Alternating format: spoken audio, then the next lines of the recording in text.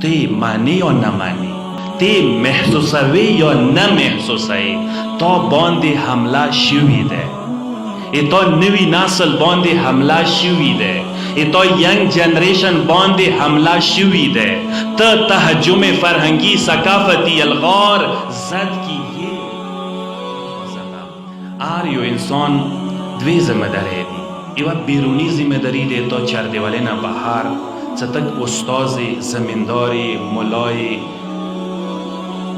بینک منیجری آرمی کی کومې شعبې سره تعلق لري تو ایوه بیرونی ذمہ داری ده. ایوه تا چردیوالین اینن ذمہ داری ده. بیرونی ذمہ داری تا پکار ده غافل نکی چردیوالین اینن ذمہ داری. اولین ذمہ داری ټولو نه لویه غوټه ذمہ داری اصلي ذمہ داری تا خپلې چردیوالین اینن ذمہ داری ده. څه پیغمبر ته که سترګې وغړوئ څه هغه ټولو نه زیاته توجه خپل اهل و عیال ته خلخوانې ته بچیو ته ویر کړي دی.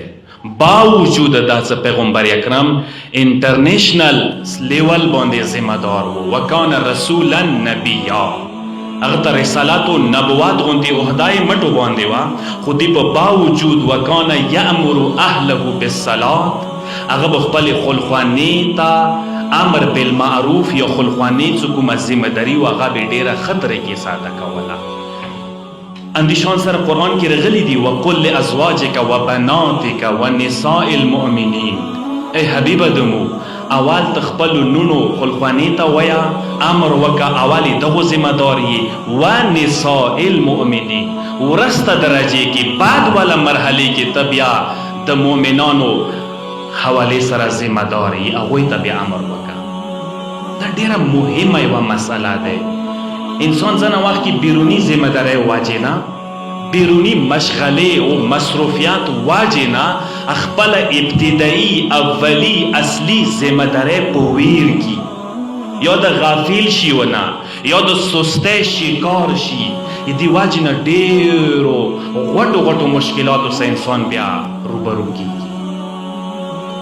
چاہے ته مسافر ویلې نه یې بهر ملکې ویلې نه بیا هم ته د خپلې خلخوانې د اهل و عیال د تربیات ذمہ دار یې.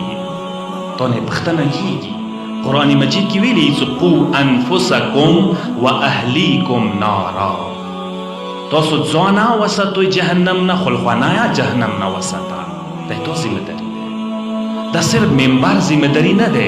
دا استاد ذمہ داری نه ده. دا سوسایټي ذمہ داری نه ده. دا خونی چردیوالۍ ذمہ دارو کسانو ذمہ داری ده. کسا تو سره خلخانه اهل و عیال بچی دوا طریقې سره ایتو قبضې کې کېدای شي. مو یوې قبضې ته ډېر خوشحالیږو.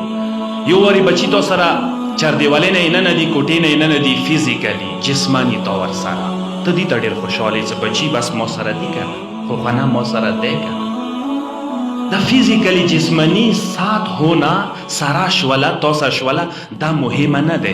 دا د مسئله حل نه ده.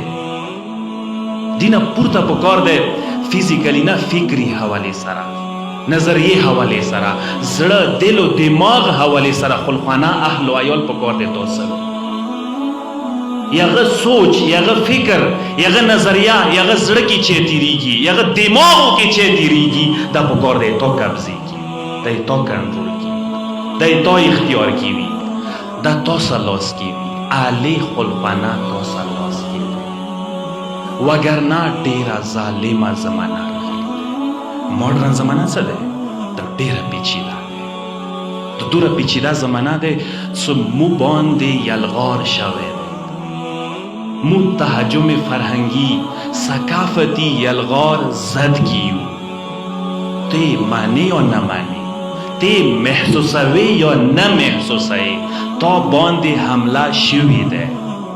تا نوی نسل باندې حمله شوی ده.